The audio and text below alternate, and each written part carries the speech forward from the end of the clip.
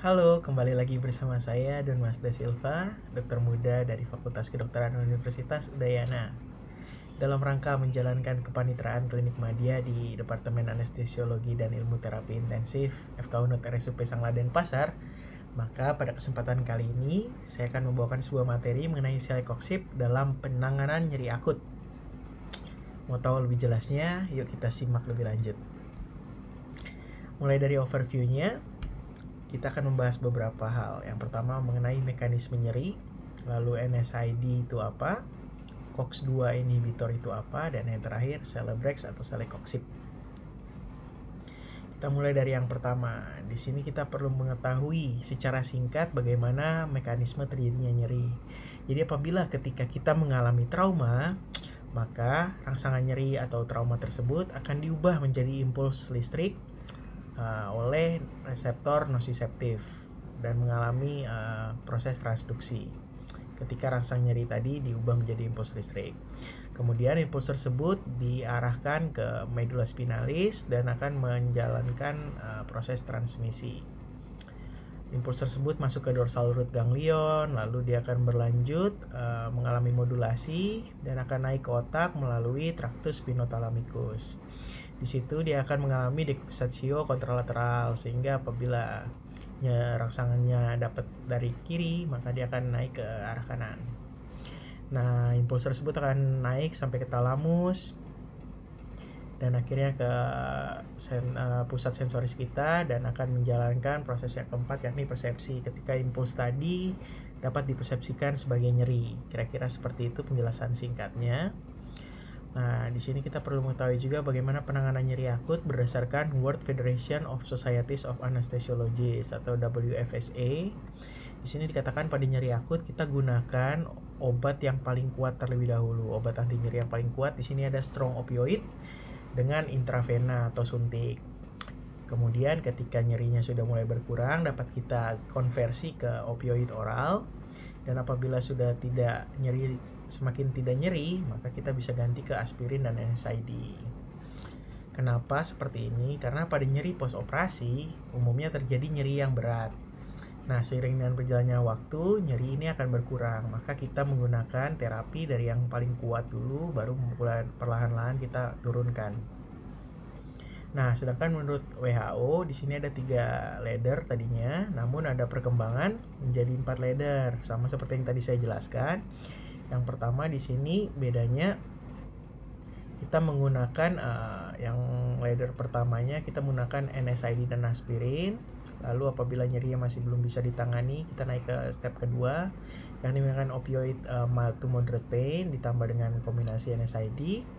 Dan yang ladder ketiga di sini ada opioid untuk moderate dan severe pain dikombinasi dengan NSAID. Dan apabila nyerinya masih belum bisa tertangani, maka kita bisa naik ke ladder keempat, yakni dengan invasive treatment. Nah, di sini kita perlu tahu klasifikasi dari NSAID. Di sini dibagi jadi 2. Yang pertama ada konvensional non-specific inhibitor of both isoform of COX, atau kita biasa kenal dengan non-specific COX inhibitor. Di sini contohnya ada ibuprofen, naproxen, aspirin, acetaminophen, atau ketorolac. Nah, yang kedua ada COX-2 selective inhibitors. Di sini contohnya ada celecoxib, rofecoxib, valdecoxib, dan parecoxib. Nah, kita harus tahu dulu COX itu apa. COX adalah siklooksigenase enzim. Merupakan enzim yang dapat mengkatalisasi sintesis dari prostaglandin dari asam arachidonat. Nah, COX ini ada 2. Yang pertama ada COX-1 dan juga COX-2. COX-1 ini konstitutif, jadi sudah ada di dalam tubuh kita. Biasanya ada di mukosa lambung, ada di parenkim ginjal, dan juga di platelet. Sedangkan COX-2 ini biasanya inducible. Dia adanya di lokasi nyeri. Kita bahas lebih dalam di COX-2 specific inhibitor. Nah, COX-2 specific inhibitor ini merupakan NSAID yang sebanding analgesianya dengan NSAID yang konvensional. Namun pada COX-2 specific inhibitor ini dikatakan mempunyai efek yang kurang pada platelet dan juga dapat menurunkan efek pada gastrointestinal dibandingkan dengan yang non-specific COX inhibitor. Di sini contohnya ada celecoxib, rovecoxib, valdecoxib, dan parecoxib. Nah, untuk COX-2 specific inhibitor ini penggunaan klinisnya biasanya pada pain, pada pasien-pasien nyeri, entah karena osteoartritis, rheumatoid arthritis, gout arthritis, ataupun nyeri pada dysmenor. Kita juga menggunakan COX-2 specific inhibitor ini pada nyeri muskuloskeletal atau nyeri-nyeri otot, dan juga biasa digunakan pada nyeri akut post operasi, dan juga yang terakhir bisa juga pada sakit gigi. Nah, untuk post operatif manajemennya ini biasanya penggunaan COX-2 specific inhibitor ini dapat mensupres prostaglandin E2, dapat menurunkan kebutuhan opioid, dan juga karena dipilih karena dia efek ke platelet function dan risiko perdarahannya jauh lebih rendah dibandingkan yang non spesifik. Selain itu juga dapat digunakan sebagai proteksi untuk kanker kolorektal dan juga proteksi terhadap demensia. Nah, COX-2 specific inhibitor ini dikatakan lipofilik semuanya, netral, dan juga tidak berupa molekul asam.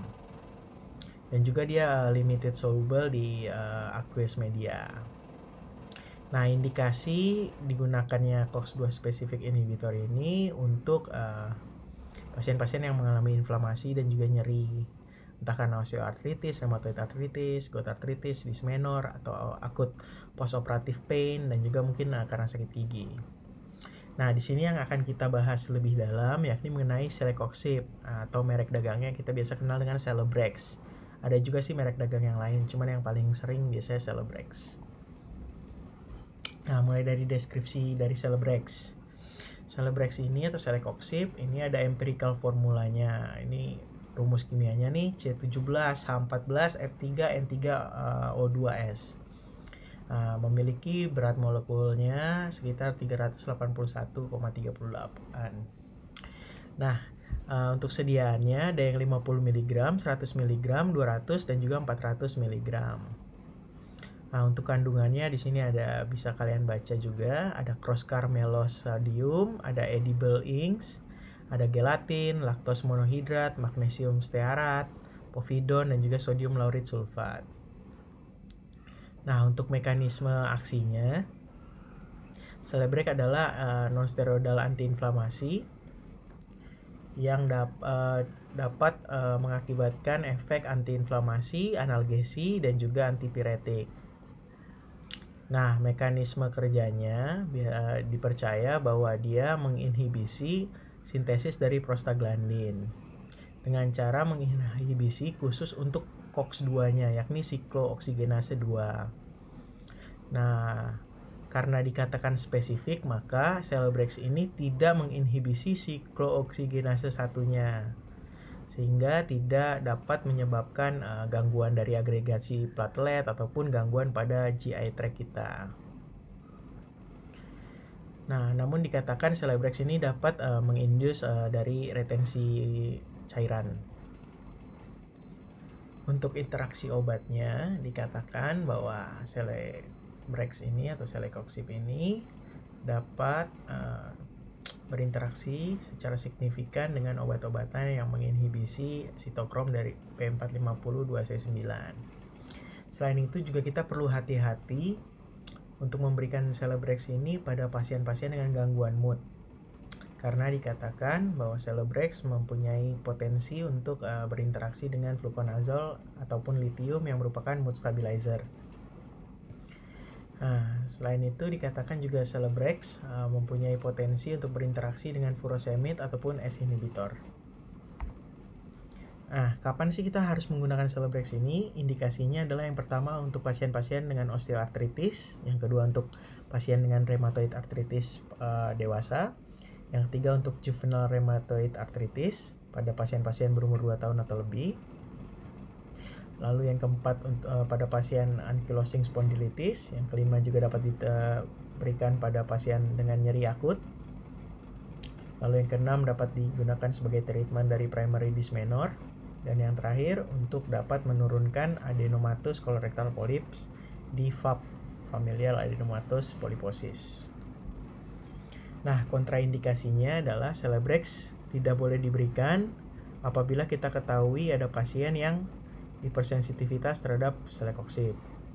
Yang kedua, apabila kita tahu pasien memiliki alergi terhadap sulfonamid. Dan yang ketiga, Celebrex juga tidak boleh kita berikan pada pasien-pasien asma, urtikaria, atau yang mengidap alergi terhadap aspirin ataupun golongan NSAID lainnya. Karena apabila terjadi adverse effect yang berat, nanti juga dapat mengakibatkan anafilaksis reaction. Nah, Celebrex ini juga kontraindikasi pada pasien-pasien yang akan menjalani operasi coronary artery bypass graft. Nah, perlu kita perhatikan penggunaan Celebrex ini juga dapat menyebabkan cardiovascular thrombotic events, hipertensi, congestive heart failure dan edema. Juga dapat meningkatkan risiko terjadinya gastrointestinal effect seperti GI ulcer, bleeding, dan juga perforasi. Juga ada efek terhadap ginjalnya, juga dapat mengakibatkan anafilaksis reaksi, juga dapat mengakibatkan reaksi pada kulit, dan juga perlu kita perhatikan penggunaannya pada kehamilan. Nah, untuk dosisnya untuk osteoartritis di sini dikatakan 200 mg per hari single dose, atau bisa kita bagi jadi 2 kali, yakni 100 mg 2 kali sehari. Untuk rheumatoid arthritis di sini dikatakan dosisnya 100 sampai 200 mg 2 kali per hari.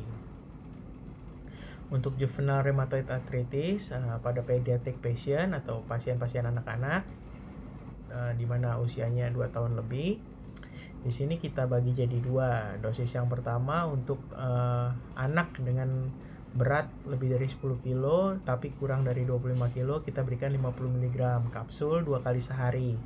Sedangkan pada anak-anak dengan berat badan lebih dari 25 kilo, kita berikan 100 mg kapsul 2 kali sehari. Nah, untuk ankylosing spondylitis di sini kita berikan Celebrex 200 mg single dose sehari. Nah, apabila selama 6 minggu tidak ada perbaikan, maka kita juga boleh naikkan dosisnya ke 400 mg per hari. Nah, untuk manajemen nyerinya, nyeri akut, di sini kita bisa berikan Celebrex 400 mg.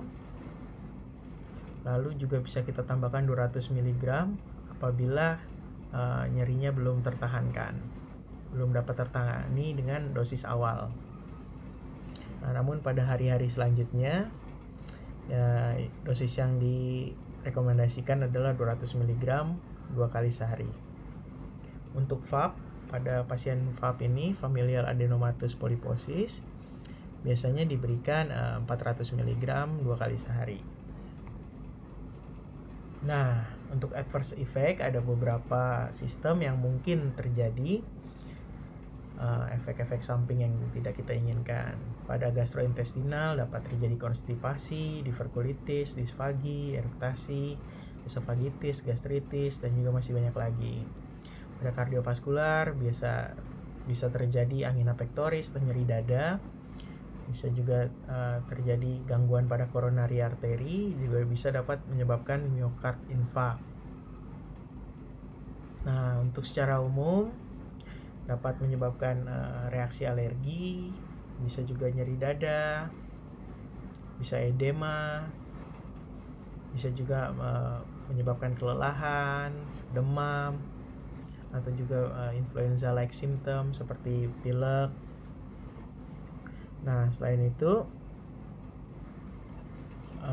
bisa dibaca lebih lanjut di sini, mulai dari sistem sentral dan juga peripheral nervous system atau sistem saraf pusat dan sistem saraf tepinya, dan juga kita juga bisa melihat gangguan pada organ reproduksi wanita maupun pria. Di sini ada gangguan pada prostat, misalkan pada laki-laki, atau mungkin pada wanita terjadi fibroadenosis pada payudara, ada neoplasma pada payudara, dan juga masih banyak lagi.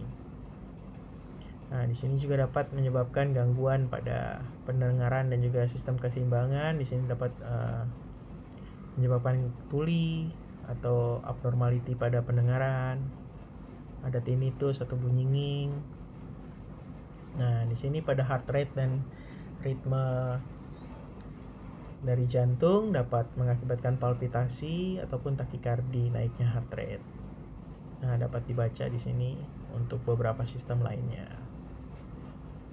Ini juga ada bronkitis, bronkospasm pada sistem respirasi. Juga dapat menyebabkan alopecia pada kulit, dermatitis, dan lain-lainnya. Untuk visionnya, untuk mata juga dapat mengakibatkan mata kabur, katarak, konjungtivitis, ataupun nyeri pada mata. Nah, ini contoh gambar dari obatnya. Di sini ada Celebrex 200 mg dan juga ada merek lain Remabrex, isinya sama-sama celecoxib. Hanya berbeda merek dan juga berbeda dosis saja atau sediaan. Kira-kira itu yang bisa saya sampaikan pada kesempatan kali ini. Semoga Anda menjadi lebih paham mengenai NSAID. Sampai jumpa di kesempatan selanjutnya. Terima kasih.